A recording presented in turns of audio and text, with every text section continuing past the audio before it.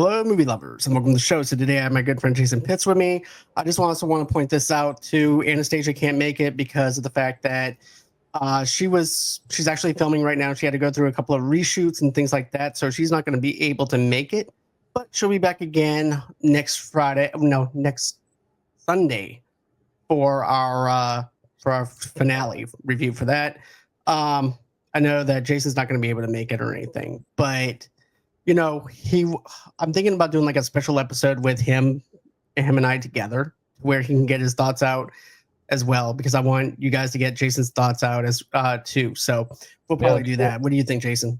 Yeah, I'll be down for that for sure. So sorry I can't make the last one. Going on a cruise, but it sucks that it's the finale. Right. Yeah, but if we can do a standalone episode with just you and me, that'd be awesome. Yeah, we can definitely do that. I can definitely work that out. Touched by an Angel is the name of this episode. And so we actually get that intense moment in the restaurant between Leon and Dexter. Leon trying to find out information from Harrison about where he works and his last name. Why is it different? The way Leon threatens people, he comes off as friendly, but it's also really not. And we mentioned that like last episode. Remember, Jason, where I said, okay, well, maybe he's not being that threatening with it because the way that he's actually doing it. And then you see him do it not once, but twice in this episode. So I'm like, okay, this guy is really threatening people and throwing his weight around. He's a rich guy and he knows that he can get in over people because he has leverage over them, which makes him even more dangerous because he could actually cut off, like if you have like a sick child, for example, he can pretty much cut off the life support system for that. Same thing with Charlie's mom. We'll get into that later. But I just thought the restaurant scene was very intense. I thought it was a very neat moment of everything coming together and crashing around Dexter. And he has that same look on his face when Trinity came into that office in one of the seasons of Dexter, of the original Dexter show. So tell me what you get there. Tell me what you think. Yeah, I mean, when he saw Leon come in, it was definitely like an oh crap moment. You can definitely feel the tension immediately rise. And then just him trying. Thank goodness that Harrison didn't say, like, why is he calling you Red, like right there at the table. Me too, because that was my first initial thought. I thought he was going to. Yeah, me too, because you know how scared Harrison can be, where he just rambles and he doesn't realize what he's saying. So I was thinking that same thing, but I like how the confrontation, he goes, Dexter's all being friendly to Leon, just as Leon is also being friendly to him. He's like, hey, Leon, let's go outside for a minute. Mm-hmm. Okay. I also think that Harrison was more like starstruck because he knew who Leon was, right? And was like, "Oh wow, you're like an idol of mine." Right. He asked him, "Well, how did you and Dad meet and stuff?" And he's like, "Oh, your dad." And that's when Dexter winds up saying, "Well, I gave Leon a ride," and that's how him and I ended up coming into this whole entire thing. Mm-hmm. You know, so that's what I thought that was pretty neat on how they did that. Yeah, absolutely. It's very cool. So then you have this whole entire thing go down outside, and Leon is basically telling Dexter, he's like, does your son even know who you are? Does he even? And he goes, well, what do you think? Does he know who I am? And he's like, I don't know, Red. You're as mystery as anything else. He goes, it's not me that doesn't trust you. It's Charlie that doesn't trust you. So he throws her under the bus. Right. To make him look like that he's not doing anything at all. And it's all Charlie's idea, when really it's his idea and stuff like that, because he gave her the go-ahead to do it. Yeah. And Charlie even says later on, like, I don't do anything that Leon doesn't tell me to do. Right, but exactly. He definitely uses her as a scapegoat a lot. Like, oh, it's not me, it's her. Exactly. It's like, it's not me, it's her. It's her idea. She's the one who wanted to do this. I wanted to hold her back and say, no, I trust Red, but she wanted to proceed with it. So she went ahead and did this. So Charlie's all happy. Then you also have somebody else that's taking pictures of Leon and Dexter outside the restaurant. And of course, we already speculate about who it is because it's Batista. He just can't let the stuff go. So then after that, Dexter goes back inside after they leave. And I like how the waitress goes, hey, Leon bought a fancy bottle of dessert wine. It's very expensive. And he also took care of the bill. And he goes, that's nice. I don't care. I don't need the dessert wine. Let's go. This is what I wanted to get at. So he winds up telling Dexter, "You're part of my world," which meaning that Dexter is now Leon's property, which is Yes. also basically his trophy. Mm-hmm. And then you also have Harrison out of the restaurant, like I mentioned. "Into the Fire" is the name of the song. And it's actually a perfect song if you think about it. It deals with anxiety and being all over the place, which is what Dexter is feeling. And I also like this one room shot camera angle of Dexter and Harrison going through the kitchen area Mm-hmm. of this. And the camera's following them. And I just thought that was a pretty cool moment for that. And then Batista tracking Dexter, taking pics of Dexter and Leon, and follow Dex and Harrison to the subway. Harrison is afraid that he will be killed like his mom. Batista loses Dexter in the subway. So, what did you think of that whole setup where you have Batista following Dexter and Harrison having that moment of like, look, am I going to die just like my mom did? Or what's going to happen? He goes, no, I'll have this thing settled and everything by dinner. That's basically what he's trying to tell him. He goes, well, isn't that out of your control? He's like, no. He goes, I'll take care of it. But what did you think at this moment? I think it's a little presumptuous of Dexter to think he could have it taken care of. Like I think he's lying a little bit to himself and to Harrison there, just trying to make Harrison feel better. I mean, it like he can't. There's no way he can control Leon without like killing him. Leon's his own animal. He has tons of resources. Dexter is making promises there that I don't think he believes he can keep. He's just No, saying to make Harrison feel better. And with Angel, I think it's just showing how obsessive he has become. Just how mad he gets when he loses him, and it's just like, what are you going to do when you catch him? Like when you right. like you follow him, it's like, what are you going to do? Exactly. Do you have handcuffs to be able to take him in? No. And you cannot really make a public arrest in front of other people either. Mm-hmm. Because that also causes attention on him and also the NYPD as well. And you don't really have nothing to go on. You don't have a body from last week's episode. You don't have anything other than speculation. Mm-hmm. All you know is that you've seen him hang out with Leon. He doesn't have anything really, any proof of anything. He just has speculations. Mm-hmm. And I agree with you on this, though, too, about him lying to Harrison. Every father does this, where they just want to comfort their son. It's like, look, It'll be okay. everything's going to be okay. It's going to work out. I'll take care of Leon and things will be fine. But at the same time, though, He's scared. yeah, Dexter's scared, but he's trying not to show that he's scared.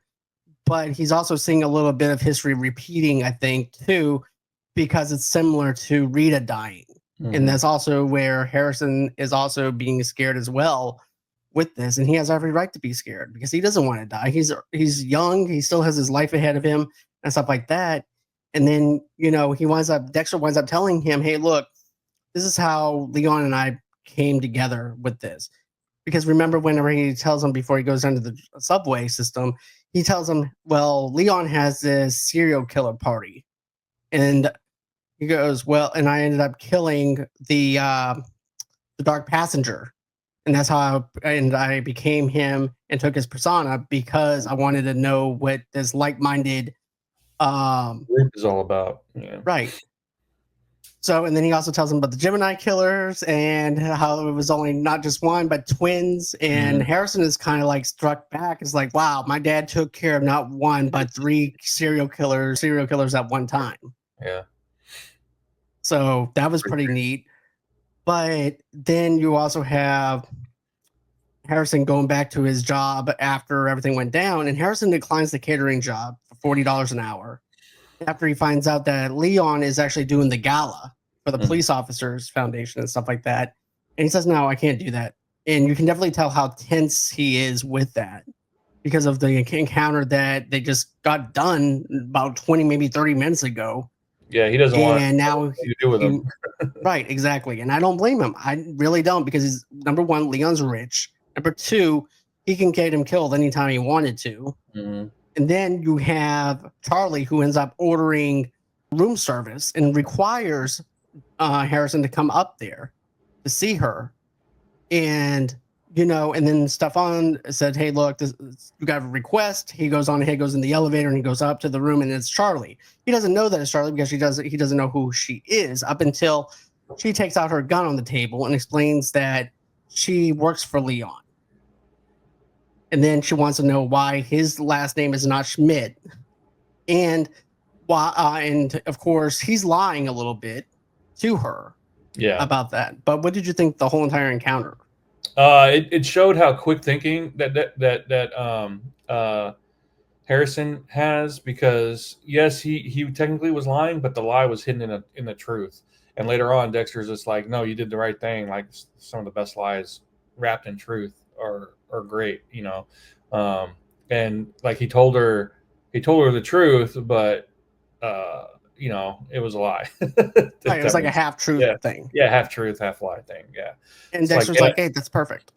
Yeah. Yeah. And so being able to think of that on his quick on his feet, that way he could come across authentic, because he was talking about real things that he felt towards his dad.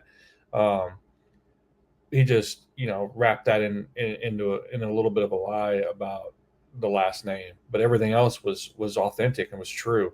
And so I think Charlie bought a lot of that because of how authentic it was. Right, because remember, oh, sorry, go ahead. I was just going to say, yeah. So that on that end, it shows how quick Harrison can be on his feet. Charlie can be scary, man. That I was scared for Harrison. I didn't know how that was going to go, because I could see her becoming obsessed, kind of like Angel is with Dexter, you know, or Red. It's like, this person is not telling us who, like, we're not seeing what this person is. Right. Yeah. Because at first I was thinking maybe that she might actually follow Harrison, which she does, but I thought maybe even after that encounter that she would wind up following him still. But she believed the lie because of the fact, like you said, it was so authentic to the truth that he had to bend a few things. Like, for instance, she's like, well, how did you and Red reconnect? He goes, oh, I've tracked him down all the way to New York, so therefore you're sourceful. And he goes, not exactly. I got a letter from him, and that's how I tracked him down to New York. And I also took my mom's last name, which is Morgan, and that's it. And she's like, oh, okay. And then she also winds up taking the gun out and lays it on the table. And then she also makes him touch all the dinnerware and stuff like that, for like how room service normally goes. Pour the orange juice. And sometimes I like to have a little bit of brunch before I go anywhere. Yeah. So, like, you know, I really felt scared for him. I would actually piss my pants. I don't think I would have kept it together like Harrison did. Mm-hmm. But I do like the phone call between Dexter and them flashing back into that moment of everything, just as we don't know what happened with Harrison, and we're also in that whole entire thing of like what really happened, and then they show us. I thought that was really good. Yeah, it was good to raise the stakes and create some tension and some suspense. It was good, and then we find out that, you know, she dusted for fingerprints. Yeah. We'll get into that too, and then of course then it goes into Dexter going to Blessing to ask him for pick up Harrison after his shift. Blessing and Dexter makes up, and he does pick up Harrison. And I like how he goes, "You're a blabbermouth." And he goes, "Well, I might have let something slip because of the needles that your daughter put inside of me, and that's what caused me to be a little bit more truthful." He goes, "I am sorry. That's my bad." And then Blessing, and I like how Dexter's expecting a handshake, but instead Blessing winds up just hugging him. Yeah. So I love that connection between him and Blessing like that. Like, he's part of the family still. Yeah, it's cute for sure. So then Dexter goes to Charlie's house, and he finds out that she's a war veteran. She collected fingerprints off Harrison's glass from the hotel. Dexter discovers that Charlie's mother is sick all this time and assumed that and this is it. We thought she was in a hospital bed. We thought she was in, you know what I'm saying, in a real hospital, but instead it's over at the house. And I like how the background is there to fool us as the audience, because we actually see the background looking like a hospital, the way the bed is laid out. But it's really her house. But it makes sense because of Leon's flipping the bill for it. So why would he have her in the hospital whenever he needs Charlie on call 24/7? Yeah, having her at her house is it's very cool. And then you have the thing between Harry and Dexter. He goes, "She dusted his fingerprints, Dexter." And he goes, "Yeah, but it's going to lead into a dead end. He doesn't have a driver's license. He doesn't have any background, but yet go for a long time." Right, but also too, the police department found files on Harrison. Mm-hmm. So him thinking that she can't get any information out on him. Yeah. And Leon also has ties to the police station, so he can get that file off of whoever has that file if he really needed it. Yeah. After that, you have Dexter threatening Charlie and finds out that Leon was the one that gave the okay to find out about Harrison. Dexter threatens Charlie if she threatens Harrison again that he would kill her. Leon uses people's weaknesses against them for leverage. So I like this moment where, and it's just like season 1 Dexter, right? Because if you remember the opening scene, he actually does have the piano wire, and he's in the back of someone's car. Mm-hmm. He's talking to that person because he ended up killing these young kids, and he's supposed to be a priest, I think, in season 1. And it's a callback to that, but he's using that element to make a threat to Charlie. If you F with my family again, I'm going to kill you for doing this. Yeah. And I just thought this was really horrifying, intense. And then I also like how Charlie says he uses people as leverage. He gets any kind of weakness off of somebody, and he goes, "Mine is my mother. Clearly, yours is your son." Mm-hmm. Yeah, it was that's one of my favorite scenes in the season so far. Honestly, it was super intense. Dexter was pissed. We got to see him in full Dexter mode. In broad daylight. In broad daylight, yeah. And then just seeing the wire cut further into her neck. I really, really like that scene a lot. Me too, because it's like, okay, I'm gonna leave a mark here to show you how serious I am, and I'm not fucking around. If you mess with my family, you're gonna die. And then, he hurries up and leaves out of the car, and then after that, it goes in the next scene. But then you have Detective Wallace and Detective Melvin looking at the New York Ripper weapon and realizing that Dexter is right about the manhole cover weapon. And I like the back and forth between them two. For the first time, we actually see a little bit of joking between the two of them. That I thought was really, I really like this bit between the two of them. Because it's like, so finding this weapon is going to be like a needle and she looks at him in a haystack. He goes, yeah. Yeah. And you can definitely tell those two are actually liking how Dexter pretty much put that together. And how hard it's going to be for them to be able to find that weapon, because everyone in that city pretty much uses that in different departments within the city itself. Has access to it, yeah. Parks and Rec, he goes, "Oh, I like that show. That's a good show." But what did you think? Did you like this whole entire chemistry between the two of them? This little Yeah, I liked it. It was fun to watch. I still think that the partner's role is almost pointless. Yeah, because he's not really there. He's just there for some comedic stuff.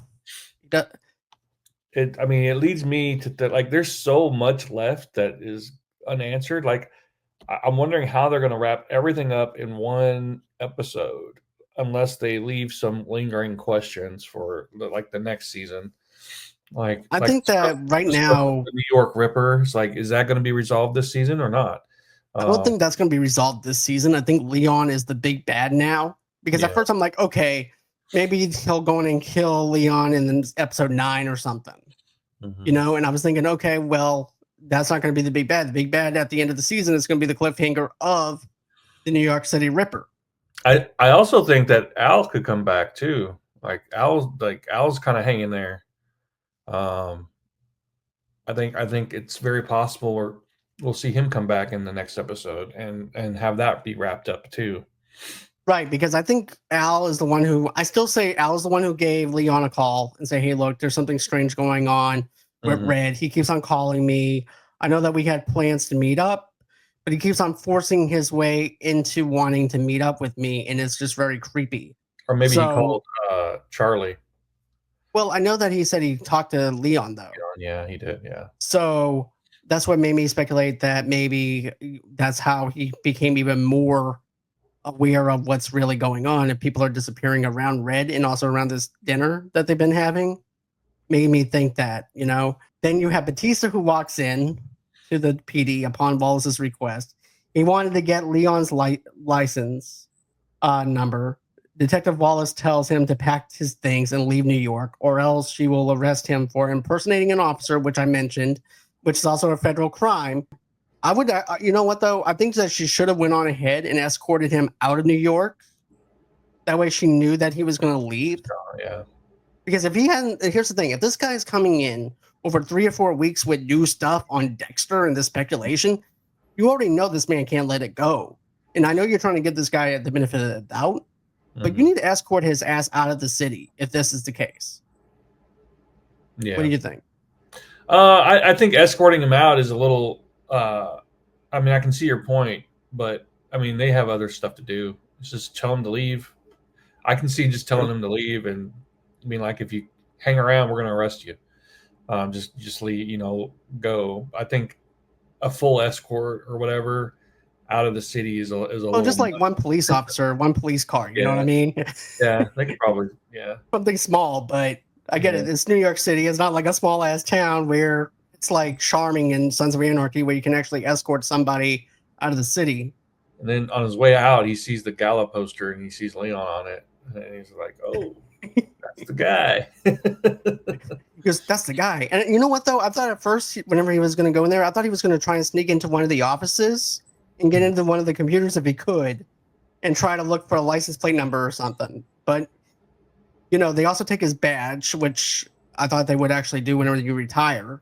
Yeah. They also take and then after that, it's like Batista has nothing, and I think that little thing of him just looking around the police station is like, this is who I used to be, and now I'm out the store. It felt really sad. Like everything that he held dear is like gone. It felt really, really sad. And then even when Wallace and Melvin are over there talking to him, and he's like, well, we talked to Quinn, and we also talked to Dexter. Oh, you talked to Dexter? What did he say?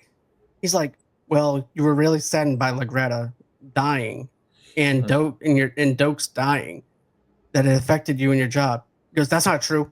Well, your ex-wife and partner, she didn't die? Yeah, that's true. She did die. And then what about Doak's? Yeah, it definitely this is what he does. Unhinged. Yeah. And then he's like, this is what he does. He twists things around. His story in this season is such a tragedy. So sad. It really is. Yeah. Then Dexter thought it was Charlie in his apartment, but it was really Harrison and Gigi. Yeah, that's funny. So my thing is this: everybody inside the Dexter group that I'm in, like, I think they're like, maybe that's Gigi, maybe Gigi, and maybe that's Charlie's daughter. I'm like, no, it's not. No, it doesn't make any sense. Because you don't see one picture of Gigi in that house. Mm-hmm. 2, you hear a woman's voice, and Charlie's the only one that Dexter knows within the city, and you're hearing a bunch of clattering. Yeah, you're going to end up expecting it to find out if somebody broke in or not. That's your first initial thought. You're not expecting it to be Harrison and Gigi. Not only that, but Harrison met, like, it was completely random, like going to a college and just meeting her, giving a tour. Like, there is absolutely nothing that links her and Charlie at all.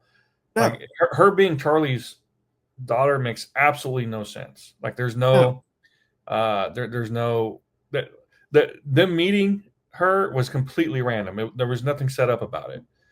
No, yeah. And by now like I said, you would see pictures inside the house. You would see that she has some ties to her daughter, but she doesn't. The only person she cares about is her mother, who has cancer, and Leon's taking care of her. Mm-hmm. I think this is a little bit of a prediction, but I think Gigi's purpose in the overall story is to be a really likable love interest for Harrison. That I think that when Al comes back, I think Gigi's going to be a victim of his, and it's going to piss Harrison off. Okay, let's play around with that for a minute, because now you got my wheels spinning a little bit. Yeah. Let's say, for instance, that I can see this. What if Dexter's not able to get Leon on the table or Charlie on the table this season? Okay. Mm-hmm. And we're going to get into this in a few minutes, where basically Leon wants to have Dexter, and I also speculated this, remember? Having a serial killer. Mm-hmm. Right. Having a serial killer for hire to take out other serial killers. So you're going to end up doing this for Dexter to take down other serial killers. What makes you think that he won't try and do this with Al and try to take down anyone that's tied to Dexter? Yeah. So that's actually a good prediction, though, to be honest with you, because it does make sense because of the fact that, Leon wants to do this whole entire serial killer for hire. He hires Al. Al goes on ahead and tries to kill Dexter. So yeah.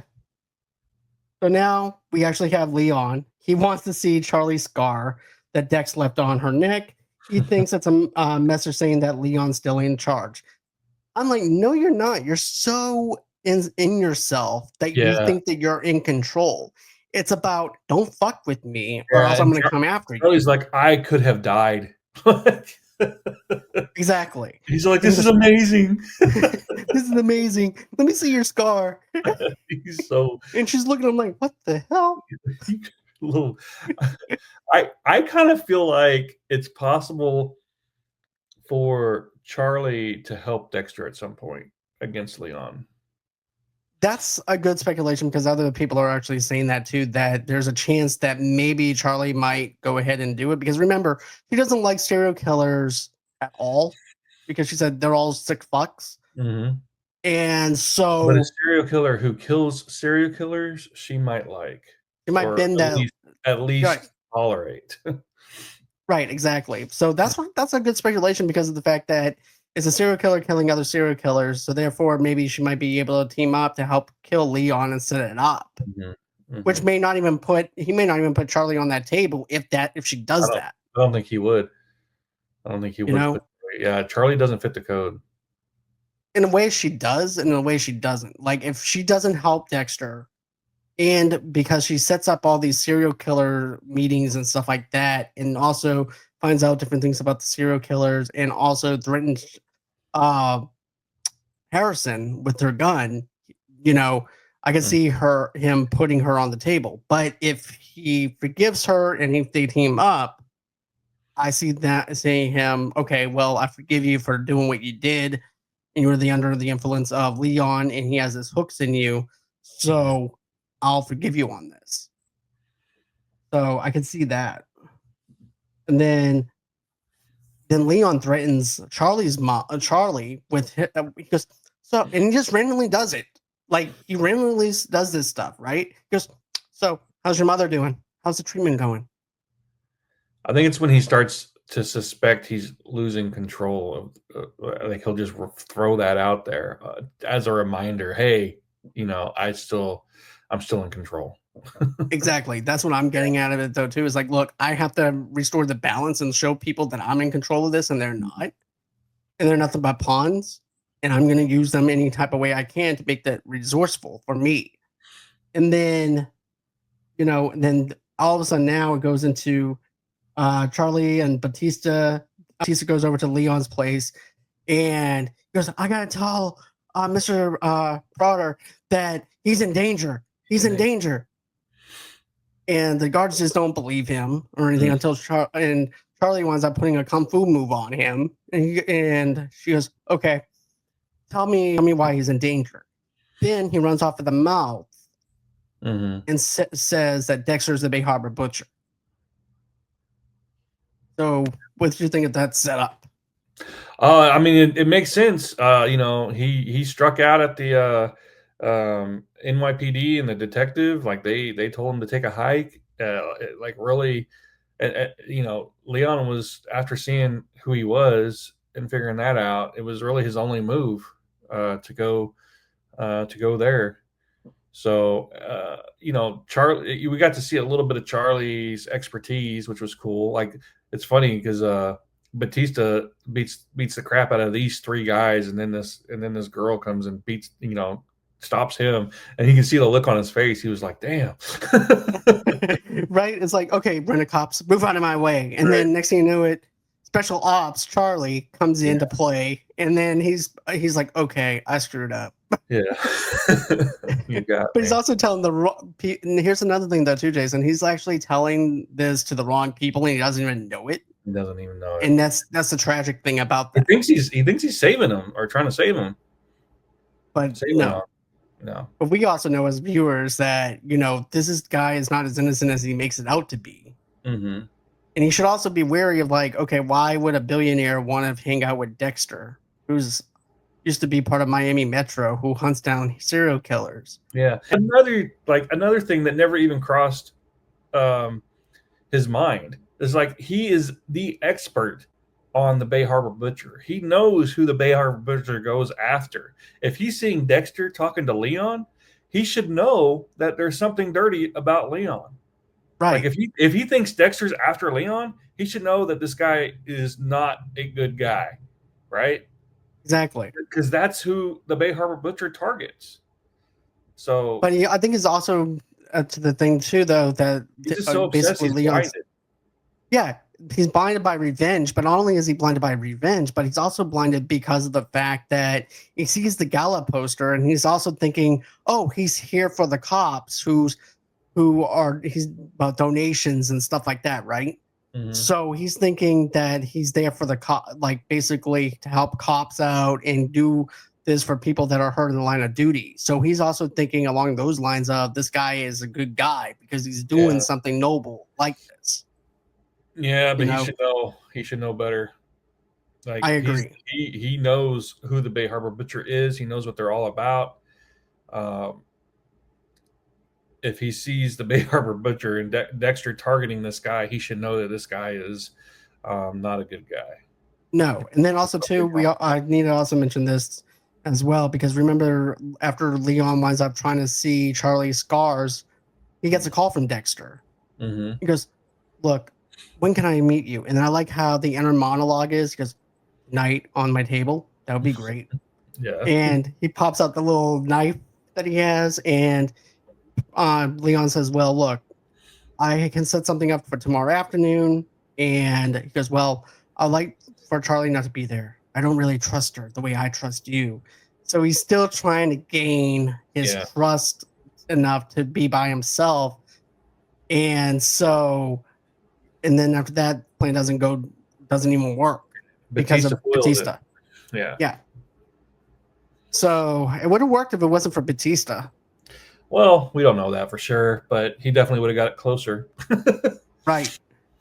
And then finally, we're getting into this whole entire thing where he puts the fingerprint again, and he goes into Leon's house, and then we wind up and then Leon's like, "Look, come over here. Let's go into my vault. It's more private because of everything that's going on for the gala." So then he goes on ahead, brings him into the vault, and goes, "So, you're the Bay Harbor," and it goes into the whole entire thing of the Bay Harbor Butcher. Yeah. Thing. And I said this. I said he's going to be geeked out at the fact that this is like his Moby Dick. Yes. Yeah, he was so excited. He was like, "Bay Harbor Butcher, Bay Harbor Butcher." Oh, I'm getting goosebumps. And so he goes over to the vault, and he winds up going over and goes, "I should have known it was you because of how close you were looking at all the other trophies. Mm-hmm. And you were looking at the blood slides." And he goes, "I'll tell you what, I'll make a deal with you." And at this point, we already see that Batista's already laid out on the table from season 1 with it's like a bed that goes back. I don't know what it's called, but you know what I'm talking about. Yeah. Oh, yeah. But then he's like, "All you have to do is kill Batista. And I have a whole slew of people that you can kill. From all over the world." So you're going to be like a serial killer for hire. We'll do this whole entire party thing. You do your thing. And Dexter's looking around. He grabs the knife. Charlie's pointing the gun at him. And then at this point, Leon's tells Charlie to lower the gun because he actually trusts Dexter still, even though he lied about who he said he was and stuff. But if he wound up killing Batista in front of him, I think he would have actually trusted him a lot more. But I like how he said, "Well, Batista and I, we were partners." And this is his inner self talking. Mm-hmm. And he goes, "It could work again." And then he winds up cutting Batista loose. And this is what I told my wife. He's so blinded by vengeance for Dexter that he doesn't see the big picture still. Yeah, this guy strapped you down. Yes. and put you on that table for Dexter to kill you like a cow being ready to be murdered. And Dexter didn't kill you. Right. Come on, there's two on two. Batista outweighs Charlie. Dexter could go on ahead and pretty much get Leon. Yeah, Angel screwed up. And that's it. Yeah. But no, he winds up taking Dexter by the throat and starts strangling him. And then after that, Leon winds up shooting him like 4 or 5 times. Yeah. Then Charlie and them hurries up and then Dexter throws a little hatchet. Then it knocks the gun out of Charlie's hand. He gets the gun and then he tries shooting at them. But also, too, I like how Leon tries to get one more shot in before the gun is actually dropped. Mm-hmm. And it doesn't even hit Dexter at all. But then he locks him in the vault. Huh? It hit a vase or something, right? Yeah, it hit one of the serial killer's vases. Mm-hmm. But and then after that, he locks him in the vault, and it's like bye. Mm-hmm. And then it's just Dexter and Batista together. Yeah. He goes, look, I did not kill Lagretta. I did not kill Dokes. Mm-hmm. And like they died because of you, and now I'm dying, and it's your fault. Because of you. Yeah. Whenever it's really his fault. Yeah, yeah. But Dexter you didn't tell Morgan, him to come to New York. Dexter Morgan, fuck you. Fuck you, Dexter Morgan. Last words, man. Ugh. That's going to eat at Dexter for a while. I think it will too. I think he'll have problems with it. Because even in the prequel series, you can see the closeness that Batista and him have for each other, and the brotherhood that they had set up and established within all the other seasons too.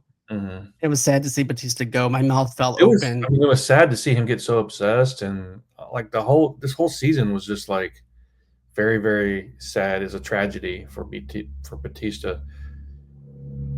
He just threw everything away just to try and hunt down one person. Yeah, that Dexter even told him in the car. He says, "This is not going to end well for you. Go home." No. Everybody told him to go home. You have Detective Wallace. You also have Melvin that tells him to go home. You have Dexter that tells him to go home. He's way in over his head, and yet you're not listening to the facts. And now the outcome is you dying. And like I said, either he was going to die by the hand of Dexter, or he was going to die by the hand of somebody else. So happens to be, it was Leon. So it's just a tragic ending. Oh well, I like Batista a lot. He was a cool character. He was one of my favorite characters from Miami Metro, aside from Asuka.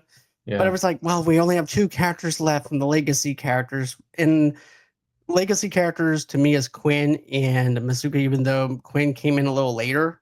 But he can, I would count him as a legacy character, even though he didn't. But I think pretty much anybody from the original series is a legacy character. Yeah. But I don't see Masuka going to New York to look for no. To look for Batista. He might. I doubt it though. Right. I don't see Quinn going. No. So now let's go into predictions for this.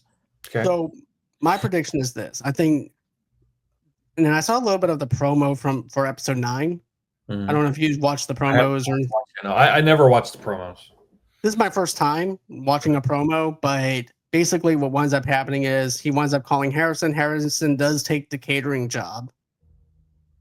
To get him out of the vault? I don't know. I don't know why I don't know why Harrison took the catering job. Unless does he have his phone in the vault? No, that's another thing. In the vault, right? Right, but you know what though? Batista probably still had his phone. Oh yeah, you're right. So I'm thinking that Dexter calls Harrison from his phone, tells him, "Hey, look, I'm locked in Leon's vault. I need you to come and get me out." Mm-hmm. And which also forces Harrison to have to work that shift that he does not want to work. Also puts Harrison in danger. By the way, in harm's way, to try and get his dad out. When really, all he has to do is call Wallace and Melvin and say, "Hey, look, my dad's been kidnapped by Leon Prater." Even though they may not believe him, it's a long stretch. Yeah. But then they're going to be wondering, well, why did... Yeah, I think that would open up a whole can of worms. I don't think that's an option. Right. So he puts his own son in danger to work this shift that he doesn't want to work. Yeah. And I'm thinking that somehow or another, maybe Charlie winds up joining Dexter's. Does Dexter know about the job offer? No, he doesn't. But No, my point is, I think no. he probably will call and tell him that he's locked in, and then I think it'll be Harrison's idea there. Right, because here's the thing. That's what I'm trying to get at is like Dexter goes on and gives him a call. But I think now Harrison has to really think about it as like, okay, I have to go ahead and, work the shift that I don't even want to work, but I have to work it now because my dad is now kidnapped and locked in this vault. Mm-hmm. And now I have to figure out a way to get him out. But how do you get someone out of a big ass vault like that? I don't know. But that's just me doing a little bit of fan theory on that. But I think you're probably right. That makes sense. But what else do you would you say your theory would be? Well, I don't know how he's going to get out of the vault. I mean, I think that's a really good guess, a really good theory. I'm not sure. I feel like that before they would tie Batista up to the table, they would probably take his phone and stuff. But it would. That's what I thought. We didn't see it happen, so it makes sense that he probably does still have a phone, and that is just like a convenient thing for Dexter to find. So yeah, that makes sense. I think that's a possibility. I also think that it could have something to do with the gun dropping. Something about the gun might help Dexter escape because they made it a point to really show that gun dropped, and then maybe something to do with the glass that broke when Leon shot the extra shot. I don't know. I feel like that there's something there that Dexter can orchestrate to get out of the vault if the phone call theory doesn't pan out. Right. I do think that Al's going to come back into it somehow in this next episode. I don't think any of the original serial killers make it to the next season. So I think Al has to come back. For me, I think Al will come back probably season 2. Think so? Yeah, because look how long it takes him to get from one city to the other. You know what I'm saying? He has to drive. Who said he really left though? We just saw him driving. Right, that's true. Yeah. So that could be another possibility because Leon could probably wind up telling him to hold tight because we don't know for sure. Yeah, we don't know. We don't know. But yeah, those are my two predictions. Okay. Well, also too, he can also use the piece of the vase to kill somebody as they enter the room as well. So, a lot of possibilities. We don't know yet. But what do you guys think? What do you guys think? Is he going to break out of the vault? Is Harrison going to help him break out of the vault? Is Charlie going to turn to the from the dark side to the light side of things whenever it comes down to Dexter? Is she still wanting to be on Leon's side, or is she wanting to be on Dexter's side? You decide. Tell us what you think in the comments. Tell me what you guys think. Maybe Harrison coming to the gala and talking to Charlie, like her seeing Harrison being willing to sacrifice himself for his dad, like maybe that will soften her heart and help Charlie get Dexter out of the vault. I do think Harrison gets caught by Charlie. Yeah. And maybe they have like a one-on-one talk between the two of them. And maybe that one-on-one talk reflects back on trying to get his dad out of the vault, maybe. Mm-hmm. I really think there's a high possibility that Charlie helps Dexter. Okay. Well, we'll have to see for next Friday's episode. Guys, don't forget to like, subscribe, and all that other good stuff over at Movie Lovers Night. Go ahead and leave me a 5-star review if you find it deemable for that review. Also, too, don't forget to check out Jason's Pits movie. It just got dropped on Tubi. And Jason, go ahead and give them that title.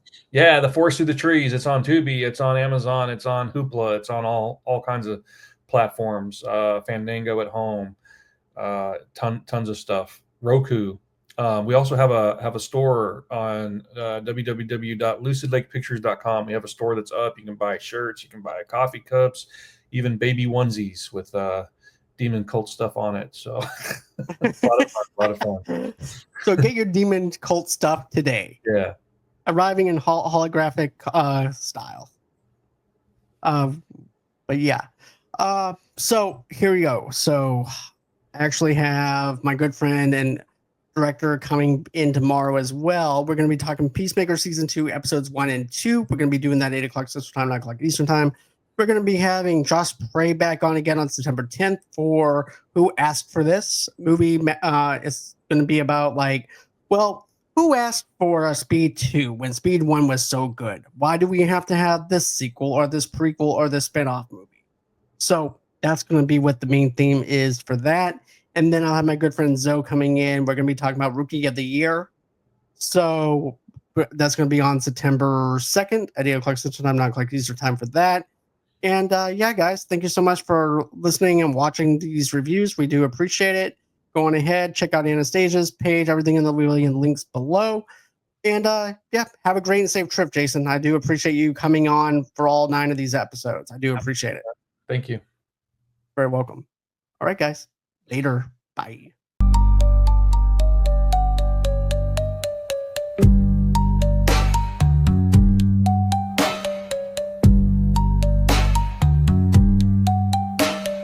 This